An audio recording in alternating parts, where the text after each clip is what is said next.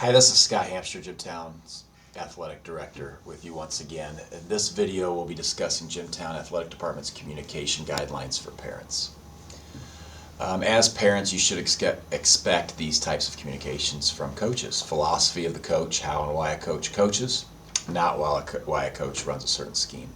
Expectations of the athletes and the team, reasonable goals for the athletes and the team, like sportsmanship, effort of the team and the athletes, not performance-based, like how many minutes each person's going to get or how many games will be won. The location of all practices and games. You should have schedules for both, communicating changes in practices, times, and locations.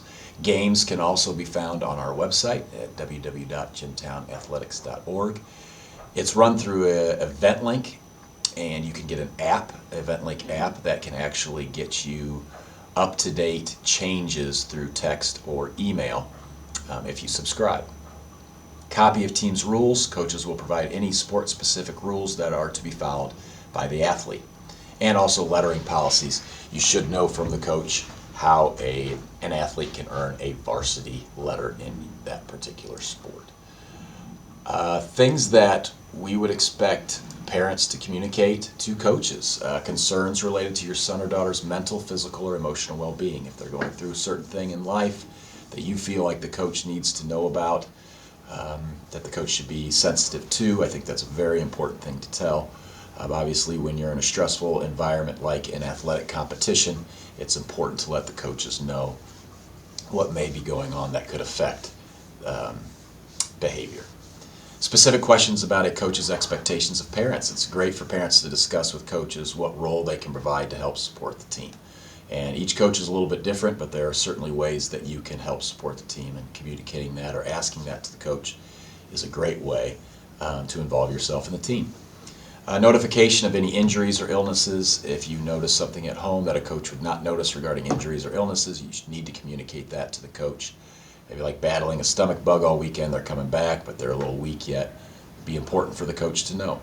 If any injuries happen outside of the sport as well, and you need to get them in, Carl Landis, our athletic trainer, is a good one to communicate with as well before you go to a doctor. He can facilitate any of those types of seeing a doctor or orthopedic doctor, anything like that. He can be very helpful, so please communicate those things with Carl as well. And prior notification of any student absence from practice or games. Any prearranged absence or an illness that will prevent them from practice, please make sure you communicate those things. As a parent, these are appropriate concerns to discuss with the coaches. The mental or physical treatment of your son or daughter. Our first and foremost concern for both, I'm sure, parents and coaches, is the well-being of the student athletes. So if there's something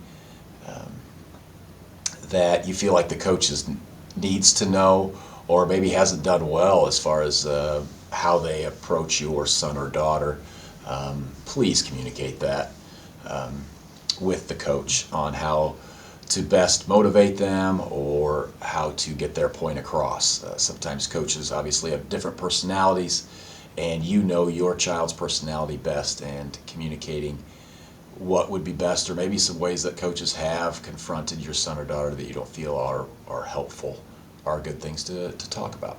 Ways in which parents can help their sons or daughters.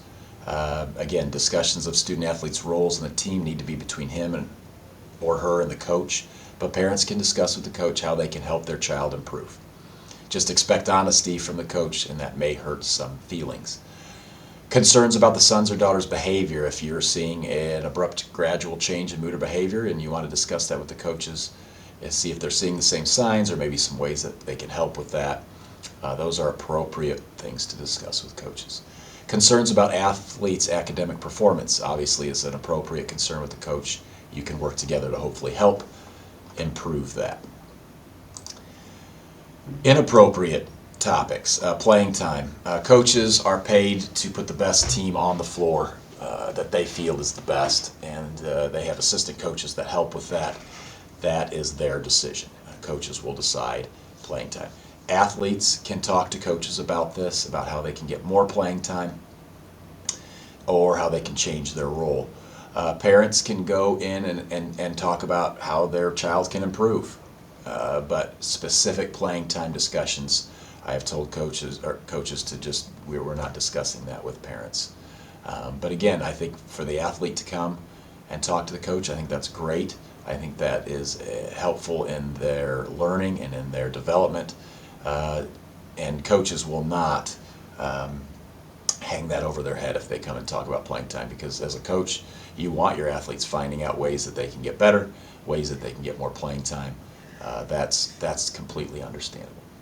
Team strategy, again, coaches are in charge, and they will determine the scheme and what they feel is best to be run. Play calling, the same type of deal as team strategy. Team selection, it is the coach's decision on who's on the team, and they will determine who's on the team. Also, another athlete, coaches are instructed not to talk about other athletes on this team or even past teams with parents.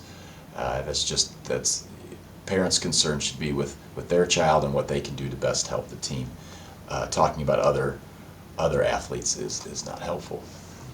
The guidelines for communication. Please stay away from contacting coaches 24 hours before or after a contest. Again, especially if you know it's going to be a heated discussion or it's a hot topic, because again, it's a stressful time for coaches during games as well. I know it is for parents, and then if you give that little bit of time, I think we can have a better conversation with what needs to be discussed. Conduct, all conversation, including coaches and parents, needs to be in a civil and professional manner. Profanity should not be used. Any rude or disrespectful actions should not be done. Threats should not be done towards a coach, and coaches are instructed to end it immediately if any of those things happen. Meetings can always be rescheduled for a later date. Discussions of inappropriate topics that we talked about before will also end the conversation immediately, and it can be rescheduled for another date. Chain of communication, I hope that we can abide by this. Step one, any communication regarding any conflict has to be between the coach and the athlete. This is the great aspect of education-based athletics. It's allowing a student a platform to advocate for themselves, help them grow in, I think, a safe environment. Coaches care about them. They're not going to hang things over their head. They want honesty, and if athletes can do that, they can address those concerns. If the student-athlete has talked to the coach, parent can also contact the coach to set up a meeting to discuss the situation. This meeting should be with the coach, the athlete, and the parent. Athletes should be there because they've been there, and they can, again, advocate for themselves, talk about what they've seen and how they feel and so forth, with the support of the parent in that meeting. Step three, after the parent meeting, the parent can request a meeting with myself, the athletic director, or any other admin, and the coach. And again, all information will be forwarded to the student and to the coach. We want what's best for the student athlete, and I feel like these guidelines help that, and not just with the individual athlete, but also with each team and with coaches to help them focus on what they need to focus on, athletes focus on what they need to focus on, and parents focus on what they need to focus on. If we all do the best that we can in our own role, I think that makes for a better experience for everybody involved, and helps represent Jimtown in the best way possible.